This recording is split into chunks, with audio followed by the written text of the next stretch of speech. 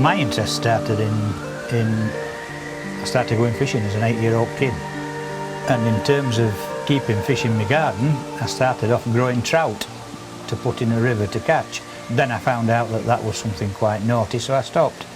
A guy in Hoyland called Jim Grain sold me 6 koi. Within 2 hours of going in the pond, 4 of them had been eaten by the trout, but 2 survived, and they grew like hell. The following year I bought some bigger fish and started breeding koi. Since then I've been breeding them every year for the last 28 years, I think. Produce some decent fish, not in the same numbers as they would in Japan, but I do occasionally get fish of Japanese quality, and there are some in my big pond.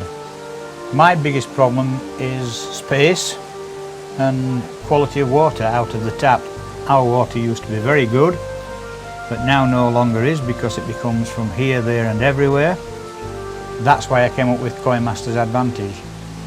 It certainly seems to help with the fish in terms of growth, skin and the filtration. I first visited Japan in 1992. In the main, I only ever go to Ogata Koi Farm. A lot of people think you can look at koi all the time. You can't. After 3 or 4 days, I'm bored with it. On Ogata Koi Farm, there's more than enough koi for me to look at to keep me occupied. I have started buying a few extra to sell because I can no longer produce enough myself to meet the needs that have grown over the years that I've been breeding koi. This year's spawning will probably be in the last week in May, first week in June, and it'll be Showa stroke Ginrin Showa. The main koi pond is the 4th pond that's been built on that site. It started off at about 1,500 gallons and it was a liner, and then I made it about 5,000 gallons and it was a liner. I then fiberglassed it, and then subsequently to that made it a foot deeper and refiberglassed it.